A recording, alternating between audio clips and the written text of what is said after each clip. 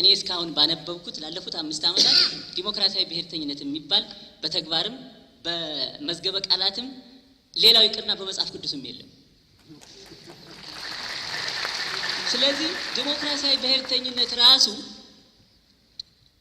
በ1985 የተቀመጠው እንዳለ በጣም የሚያናድድና በጣም የሚያበሽቅ አቀማመጥ እንደተጠበቀ ሆኖ በ2008 በአዴን 35ኛ ክብረ በዓሉን ሲያከብር ያስቀመጠው ነገር በጣም ይገርማል። ህገ መንግስቱ ላይ ዋናው ላይ ሄዶ የተቀመጠው ይሄ ነው።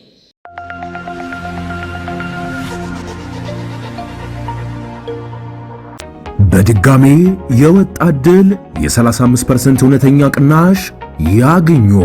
ቤተ መንግስት አቅራቢያ ከወዳጅነትና አራዳ ፓርክ ፊት ለፊት ለፈረንጆች አዲስ ዓመት የወጣ ታላቅ ቅናሽ ባለ 1 መኝታ ሽያጭ ማጠናቀቃችንን ከወዲሁ እየገለጽን ባለ 2ና ባለ 3 መኝታ አፓርትመንቶችን ሙሉ ለሚከፍሉ የ35% ታላቅ ቅናሽ ማለትም በካሬ በ68,000 ብር ብቻ ባለ 2 መኝታ በ6.4 ሚሊዮን ብር አጠቃላይ ክፍያ ባለ 3 መኝታ በ9 ሚሊዮን ብር አጠቃላይ ክፍያ ቀድመው ለሚመጡ 10 ደንበኞች ብቻ።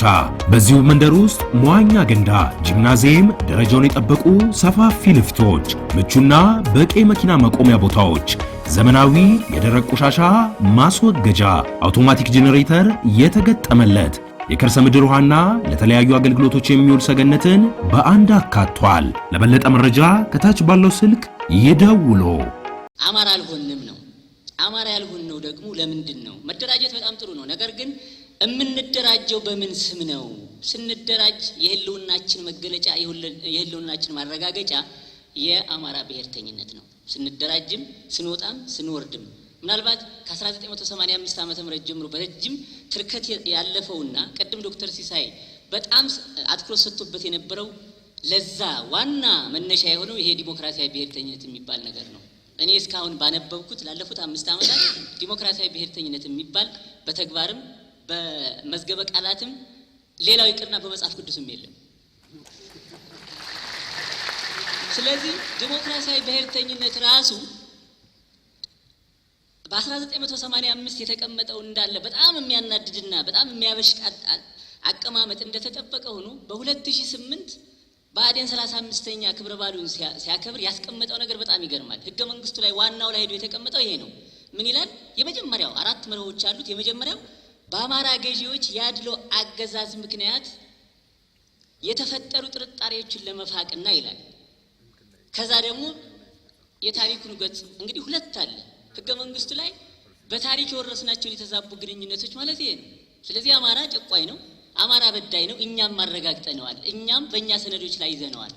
ስለዚህ መወገድ ካለባቸው አማራን ቀና ለማድረግ አማራ ትልቅ ህዝብ ነው። ቅድም እንደተባለው በተለይ ዶክተር ፈንታ እንዳልከው መወገድ ያለባቸው ሰነዶች አሉ። ህጎቻችን ነው መፈተሽ ያለባቸው፣ ፖሊሲዎቻችን ናቸው መፈተሽ ያለባቸው እና የአማራ ብሔርተኝነት ነው የሚወልደን። ለምንድን ነው እስካሁን ሙሉ ያልተሳተፈው የራቀው? ለምንድን ነው? አማራነት ስላልተሰማው ነው። አማራ የሚሆነው ደግሞ በአማራ ብሔርተኝነት ጥላ ስር ሲሄድ ነው። የተለያዩ ብሔርተኝነቶች ሊኖሩ ይችላሉ። የአማራ ብሔርተኝነት ግን ሂዩሚሌሽን ፕራይድ ኮምፕሌክስ የሚባለው ከአደጋና የህልውና አደጋ የሆነውን ታግሎ ወደ ነበርንበት መመለስ ማለት ነው። ስለዚህ ለኔ ይሄ ምሁር ዛሬ ልሂቃኑ የተሰበሰበው የሚደራጀው የሚስበው አማራ ሲሆን ነው። አማራ መሆን ማንኛውንም መሆን ማለት ነው። ለኔ ቅድም ዶክተር ሲሳይ ሀገር እናስቀድም ነው ያልከው ሊሆን ይችላል። ነገር ግን አማራነት ለኔ ኢትዮጵያዊነትም ነው፣ አፍሪካዊነትም ነው፣ ዓለምም ነው። ለአማራ የሚሳነው ነገር የለም። ስለዚህ ለኔ የምተረጉመው አማራነት እስመ አልቦ ነገር ዘይሳነው ለአማራ ብዬ ነው የምተረጉመው። ነንና ልንወክለው የሚገባ ይዞ ተሸክሞን አሳድጎን የመጣ ህዝብ አለ። ምናልባት በሬውን ሽጦ ያስተማረን ገበሬ አለ። ለዛም ይሆን ለዛ ገበሬ የሚሆን የሚመጥን ነገር አላደረግንለትም ብዬ አስባለሁ። እስካሁን ድረስ የጋን መብራት ሆነን ነበር። ወይም ደግሞ እስካሁን ድረስ ራሳችንን ብቻ በማበልጸግ ወረቀቶችን በመስራት ወደ ህዝቡ ወይም ደግሞ ወደ ገበሬው ወደ አሳደገ ማህበረሰብ ወደ አማራው ያልደረሱ ስራዎችን እየሰራን ነበርና እኛ አማራንን ብለን እንኳን አፋችንን ሞልተን መናገር የማንችል ምሁራን ነበርን ብዬ ነው የማስበው። ሶሪ እኔ ትንሽ ስለሆንኩኝ ምናልባት ኤክስፒሪየንስም ለዚህ ያለ ማለት ላይሆን ይችላል፣ ግን አፋቸውን ሞልተው መናገር የማይችሉ ምሁራን ነበሩን ብዬ ነው የማስበው። አማራ ነኝ የአማራ ጉዳይ ይመለከተኛል ብለው የሚናገሩ ምሁራን አልነበሩንም።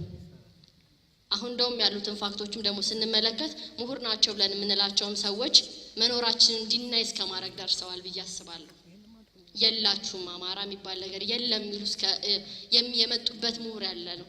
ከኛው ከዛው ከአማራው የተወለደ ምሁር እንደዛ ብሎን ያውቃል።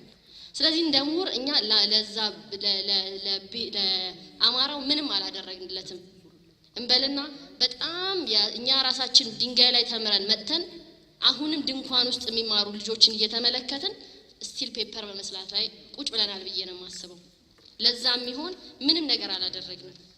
ከዛም ውጪ እንደ ተማሪ ስናስበው ተማሪዎቻችን ከቦታ ቦታ ሲፈናቀሉ ስናይ ከሆነ ዩኒቨርሲቲ አማራ በመሆናቸው ምክንያት ወይ ደግሞ ምናምን ሲፈናቀሉ ሲባረሩ ስንመለከት እንደ ምሁር ምንም ሪያክት አላደረግንም። ምንም አላደረግንም። እነዛ ልጆች ተማሪዎቻችን ናቸው፣ ወንድሞቻችን ናቸው። ነገ የአማራን ሕዝብ ወክለው የሚያወሩ ልጆች ናቸው፣ የሚቀመጡ ልጆች ናቸው። ጊዜ ይሄዳል። ዛሬ እዚህ ጋር የተቀመጥን ሰዎች እነዛ ልጆች ነው የሚተኩን።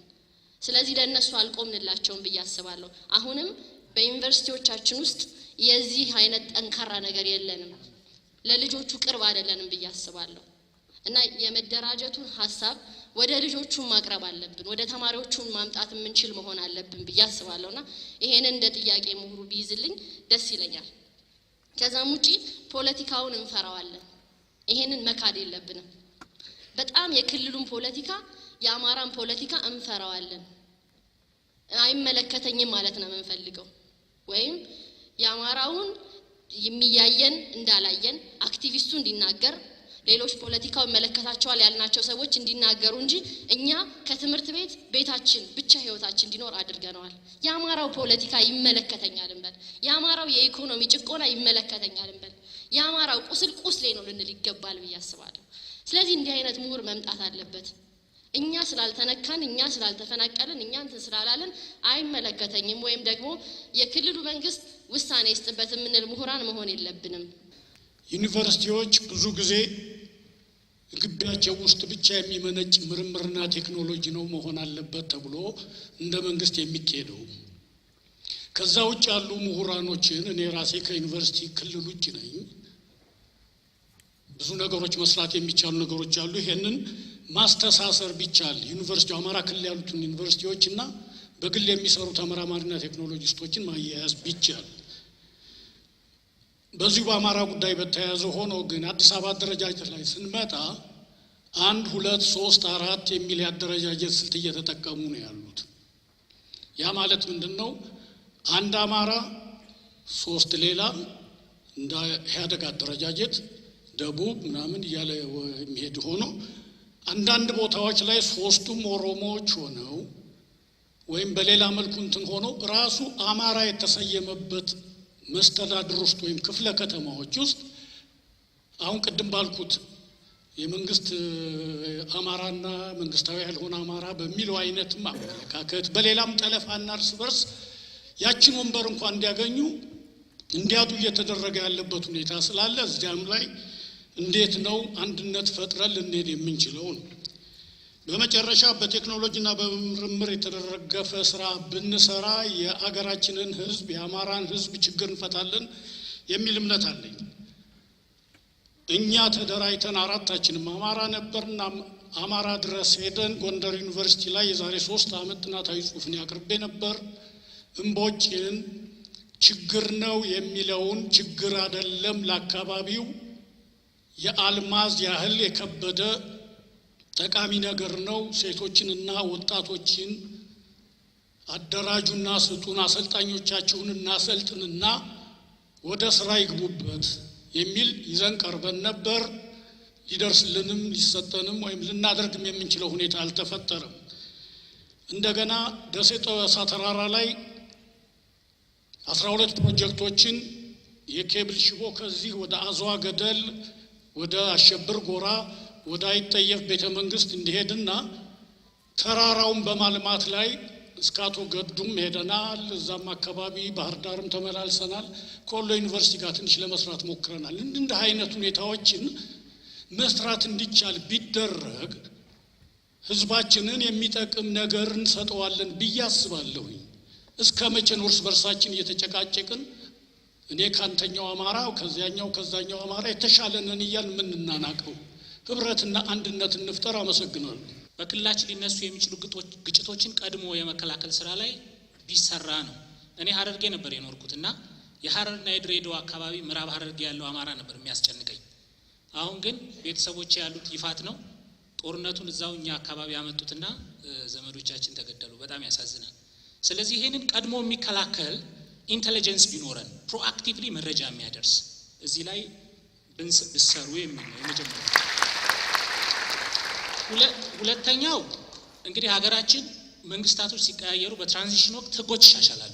ህጎች ሲሻሻሉ አማራን ወክሎ የሚከራከር ምሁራን ይሁን የትኛውም አካል ገብቶ ህጉን የማስተካከል ስራ ላይ የክልሎች ይሁን የፌዴራል መንግስቱ ኮንስቲቲዩሽን ይሁን ሲሻሻል ብቻችንን እንዳንቀር እንደምናስታውሰው ሻለቃ አድማሴ ነበሩ ብቻቸውን መከራቸውን ያዩት እና አሁንም በዚህ የትራንዚሽን ወቅት በሚደረጉ ሽግግሮች ማሻሻያዎች ውስጥ አማራ ውክልና ኖሮት ህጎችን አብሮ እንዲያሻሽል ኢንጌጅ እንዲያደርግ ቢሰራ። ሌላው ሶስተኛው በትራንዚሽን ወቅት የስልጣን ሽሚያ አለ። ይሄ ግልጽ ነው። የስልጣን የመሬት የሀብት ሽሚያ አለ።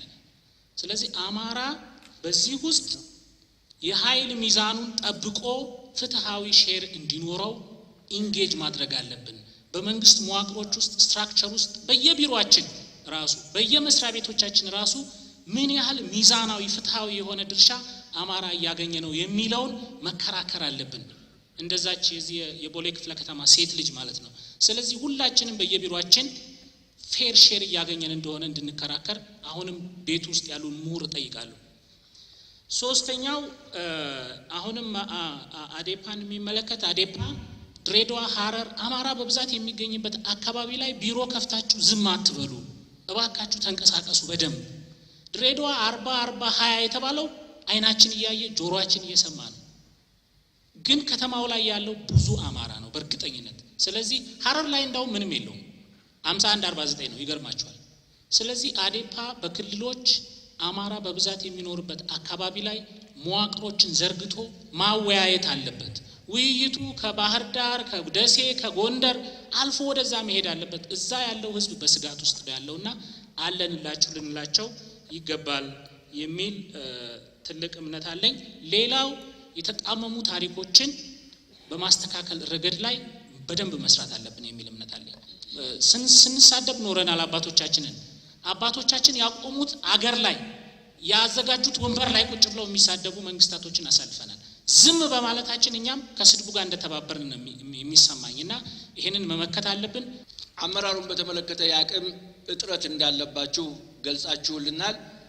ተንኮልም በውስጡ ሊኖር ይችላል። ይሄን ማስተካከል የሚችለው የእናንተ ቁርጠኛነት ሊሆን ስለሚችል ከፓርቲያችሁ አመራር ሰዎች ክልል ውጭ ወጣችሁ ብቃትና ችሎታ ያላቸውን ሰዎች በኃላፊነት ብትመድቡ ይሻላችኋል የሚል እምነት አለ። በሶስተኛ ደረጃ በአማራ ክልል 5፣ 6፣ 7 የሚሆኑ ዩኒቨርሲቲዎች አሉ። በዚያ ውስጥ ያሉት የተማሩ ሰዎች ናቸው። ኮንሰርቴምም ባህር ዳር ላይ ውስጥ አለ። እነሱን ተጠቀሙና የአካባቢውን ችግር አብረው ከእናንተ ጋር እየተወያዩ መፍታት እንዲችሉ ምርምሩ በየገጠሩ ያለውን ዩኒቨርሲቲዎች በየአካባቢው ያሉትን ወረዳዎችና ገጠር ገበሬ ማህበር ስፖንሰር አድርገው በአካባቢ ያለውን ችግር መፍታት እንዲችል ተማሪዎቹ አብረው እንዲሰሩ ብታረጉ በስልጠናም በተለየ ስልጠና ላይ ጋፑ ተለይቶ በተለየ ስልጠና ላይ ስልጠና መስጠት ስለምንችል ከክልሉ በላይ ከሆነ አሁን እዚህ ባለው አዲስ ማህበር አማካይነት ጥያቄው ቢቀርብልን መስራት እንችላለን። ግብርናን በተመለከተ የሚታየው ችግር በግብርና ምርትና ምርታማነት ዘመዶቻችን የኛ ጀግንነት እስካሁን ድረስ በአባቶቻችን ነው እንጂ ባድዋ ላይ በመሃይምነት ላይ በችግር ላይ ጀግና ሆነን አናውቅም። ስለዚህ አሁን የቀረበልን ጥሪ ከችግር እንዴት እንውጣ የሚል በመሆኑ አንደኛ ግብርናን በተመለከተ ምርጥ ዘርና ማዳበሪያ ለገበሬው ሪዝነብል በሆነ ገንዘብ እና በቦታውና በሰዓቱ እንዲሰጥ ቢደረግ ጊዜ ቢኖር የሱዳንን ኤክስፔሪየንስ ሁሉ መናገር ይችል ነበር። በሁለተኛ ደረጃ ኢንቨስትመንትን በተመለከተ ጥሩ ጅምር አለ፣ ግን በዲያስፖራው አካባቢ እኔ የአማራው ዲያስፖራ ቫይስ ፕሬዚደንት ነኝ። ከውጭ ሀገር የምንጠየቀው በተፈጠሩበት እትብታቸው በተቀበረበት አካባቢ ላይ ኢንቨስት ማድረግ የሚፈልጉ አሉ። ስለዚህ በየወረዳዎቹ ምን የኢንቨስትመንት አቅም አለ ያን የሚያሳዩ ዶክመንቶች በዌብሳይት ላይ እንዲላኩ ቢደረግ፣ የኢንቨስትመንት አመራሮችም ብቃት እና ችሎታቸውን በየጊዜው ማስተካከል ቢችሉ መልካም ይሆናል የሚል አስተሳሰብ አለኝ። ከዚህ ውጭ ግን ለክቡር ዶክተር አምባቸው የምናገረው አንድ የዴቨሎፕመንት ካውንስል ብታቋቁሙ በክልሉ የዴቨሎፕመንት ካውንስል ሪጋርድለስ ኦፍ ዩር ፖለቲክስ ከፖለቲካ ውጭ ልማትን በተመለከተ ሊያግዛችሁ የሚችል ብታቋቁሙ ጥሩ የሆነ ሀሳብ ታገኛላችሁ ብዬ አስባለሁ። አመሰግናለሁ።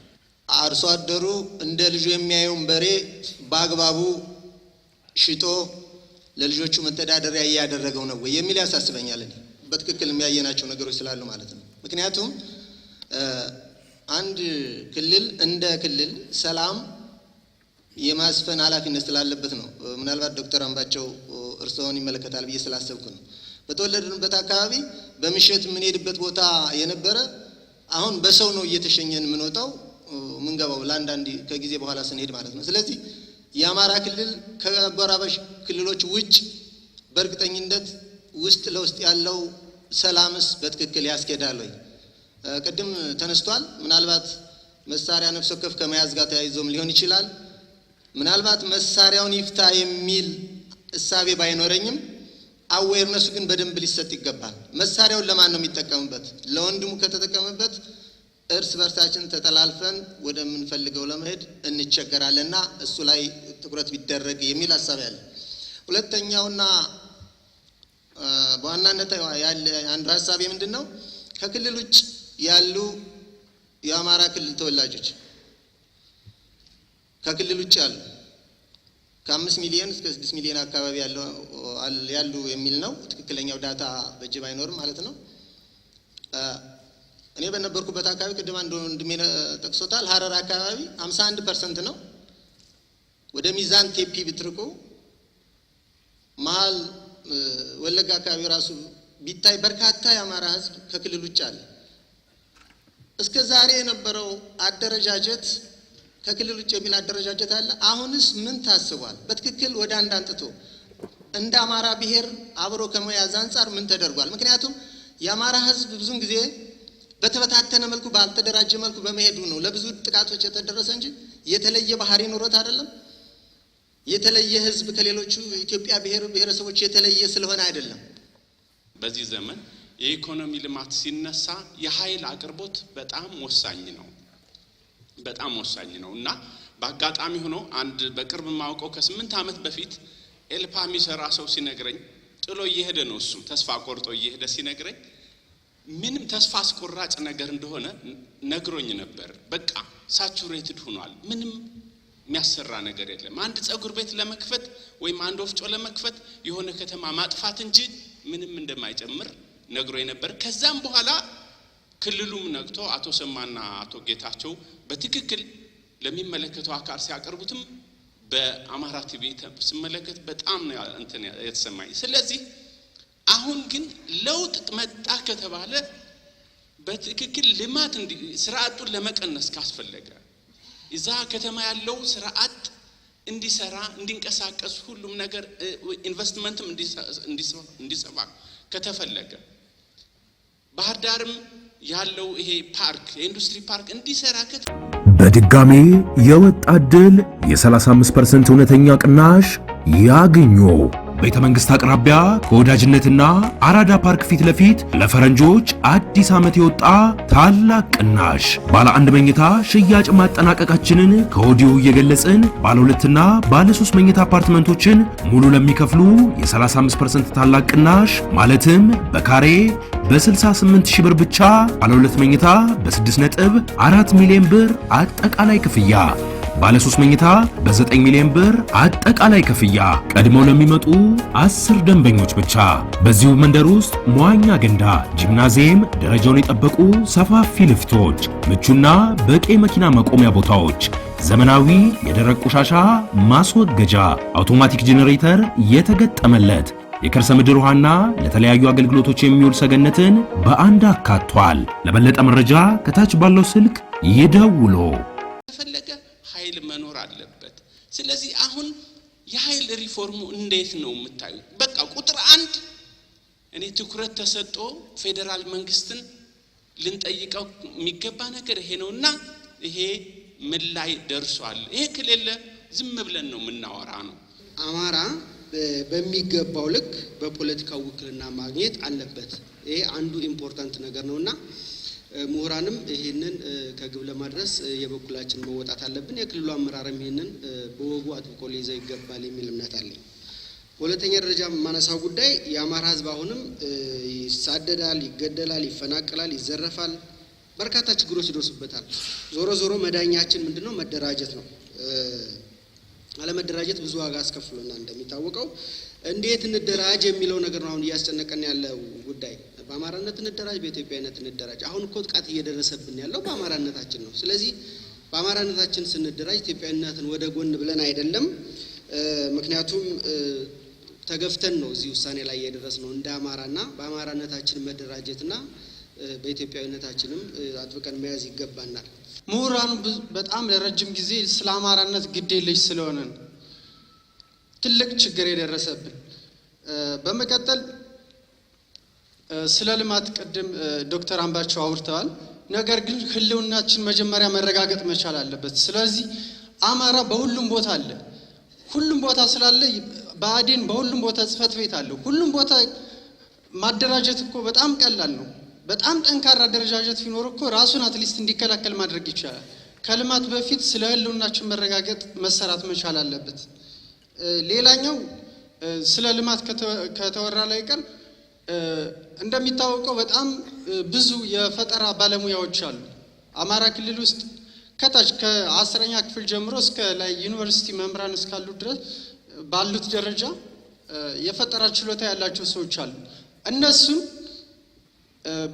በጣም ጎልቶ የወጣ የፈጠራ ችሎታ ያላቸውን በየዘርፉ አደራጅታችሁ ሁሉም የቻሉትን ነገር እንዲሰሩ ማድረግ በጣም ቀላል ነገር ስለሆነ እሱን ቢሰራበት የተሻለ ነገር መምጣት ይችላል።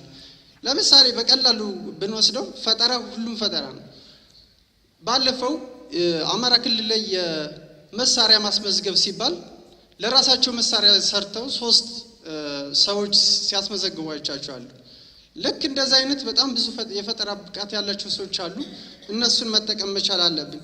ከዛ ውጭ መናገር የምፈልገው ደግሞ አሁንም ላይ በተለይ ህዝባችን ላይ ያልጠፋው ነገር ቢኖር ስለ ኢትዮጵያዊነት ስም እያነሱ ህዝባችን በአማራነቱ እየተገደለ ባለበት ሰዓት ነገር ግን የኢትዮጵያን ስም ብቻ እያነሱ አብዛኞቹ ደግሞ ቀበሌ ድረስ ወረዳ ላይ ያሉ ሰዎች ስለ አማራነት ወጥተው ያለውን ግፍና ችግር ያልተረዱ ሰዎች ኢትዮጵያ እያሉ ብዙውን እያዘናጉት ነው። ስለዚህ እሱን መስራት መቻል አለባቸው። ነገ ከነገ ወዲያ ምርጫ ሲመጣ አማራው በኢትዮጵያዊነት እንዲወከልና ሌላው ደግሞ በብሔር እንዲወከል እየተሰራ ነው። ስለዚህ እዚህ ጋር እናንተም ትኩረት ሰጣችሁ መስራት መቻል አለባችሁ። መሪዎቻችን አሁን ያገኘናቸው መሪዎች በጣም ወሳኝና በቁርጥ ቀን የተገኙ መሪዎች ስለሆኑ ሁላችንም ልንደግፋቸው ይገባል ብዬ አምናለሁ። አመሰግናለሁና ሌላው መሪዎቻችን በጣም ስለምንወዳችሁ እንድትተኙ አንፈልግም። በፖለቲካ ጉዳይ መንግስትን እንድትጋፉልን እንፈልጋለን። ቸል የሚል መንግስት ካለ ወጥራችሁ እንድትይዙልን እንፈልጋለን። የተሰሩ ስህተቶች ካሉ አዴፓ ጠንክሮ መግለጫ መስጠት አለበት ማለት ነው። የህዝቡን ሮሮ ማሰማት አለበት ማለት ነው። ሌላው ብአዴን የሰራውን ስህተት እንደገና መድፈን ያስፈልጋቸዋል። አዴፓ ናችሁ። ብአዴን የሚለውን መርሳት ብአዴን በአማራ ህዝብ ላይ ያፈጸመውን ቁስል መድፈን የምትችሉ መሆን አለባችሁ ብዬ አስባለሁ። ፖለቲካሊ ማለት ነው። እኛ የዓለም ህዝብን የምንወድ አማሮች ነን። የምንጠላው ሰው የለንም። አማርነትን የለበስነው ስላለበሱንና እንደ እስራኤሎች ስላሳደዱን ነው። ስለዚህ ሞቷችን ይህን የተናገርኩት አማራ በአማራ መሰብሰብ የሚል ሀሳብ ስላለ ነው። ሞቷችን ያን ታላቅ አማራ ህዝብ መመለስ ሲሆን ሁለተኛው ሞቷችን ኢትዮጵያን ማዳን ነው። ግን ኢትዮጵያ ማዳን የምንችለው የቀነጨረ ኢኮኖሚካሊ